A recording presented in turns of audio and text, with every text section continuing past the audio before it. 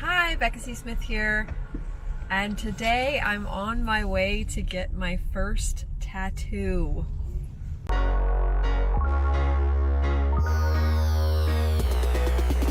We are driving down to Hollywood where my tattoo artist is. This is my first tattoo. I've always wanted tattoos, but I never thought I'd be able to get tattoos because I have something called keloids. What keloiding is that if you get a cut or even like acne, when I was a teenager and I went to college in Florida, it was really humid there, and I got pimples on my shoulder, and those would keloid. So basically it's sort of, I guess the way to describe it is over scarring. It's like your body doesn't know when to stop, so it just keeps on building scar tissue to the point where you have these things called keloids, which essentially look like red blisters. Now, you can get steroid shots from a dermatologist and they will flatten them sometimes not. So I have a lot of mine flattened. Some of them doesn't work, and it just is what it is. The bigger ones do hurt from time to time. It's, it's just like when it gets cold or something like that, they sting. So anyway, they're a pain in the butt. And it was pretty much because, tattooing is tiny needles that pretty much I was told that I would not be able to get tattoos. But I've done a lot of research. There are a lot of people that do keloid that get tattoos, so there are methods that supposedly work. Now, the tattoo artist that I am going to uses these methods, so we're doing a small tattoo to see if it keloids or not. So it's not going to be a big epic giant tattoo. I'm very excited. I still can't decide if I want to just tell you or if I want to reveal. Should I just reveal it? Just reveal it. Alright, I'll reveal it. So, I'll give you a hint though. The hint is I am bringing my white stag bag with me for good luck. That is the hint. Okay, so wish me luck. Even though we left an hour early, we're probably still not going to make it because this is Los Angeles and the traffic is horrid. Literally, we're not moving. I called her, she didn't answer, so I'm hoping it's okay. But, if she's got other clients booked, I might not get my tattoo today.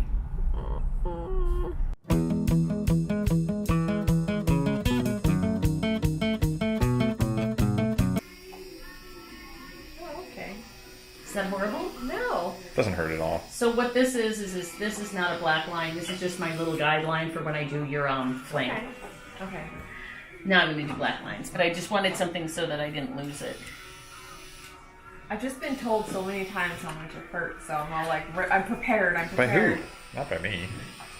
I honestly, most of the people who complain about the pain level are people who have really little tattoos, because it's nothing but pain in the first few minutes. Oh, okay. And when you have bigger tattoos, it sucks in the first few minutes, but then it's like, okay, it's annoying, but I can deal. I have a cat, so. Oh. I have a cat that is then you both, know pain. I was gonna say, he's both vicious and sweet. Like, if you see these little scratch marks right here, it's from, he suckles on my... Which hurts just as much as any tattoo I've ever gotten. Just as, yeah, it's like, but it's like I can't stop him because he's so cute. How's the pain? It's not bad at all. No? You good? I'm telling you, a snake is a lot worse.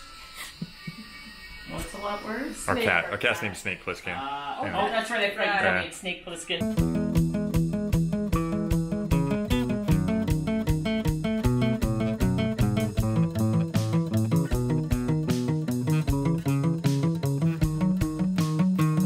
Here you go, Bex. Take a look.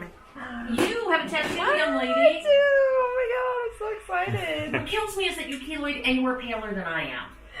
I'm like, there aren't many people paler than I am. I know, I feel the same way. It's like everyone's like, I'm super Bex, pale, and I'm fruit. like, no, you're not. hold my beer. Yeah. Okay. Woohoo! You have a tattoo. I have a tattoo. I got the Narnia lamppost. I'm so excited. The skin looks really smooth, so at least from this point of view, Yeah. Everything looks really smooth and clean. I'm gonna take a shot for comparison. So I got my tattoo! Oh my god. So let me give you a little bit of backstory of this tattoo now that you've officially seen it. It is the lamppost from the Narnia books by C.S. Lewis.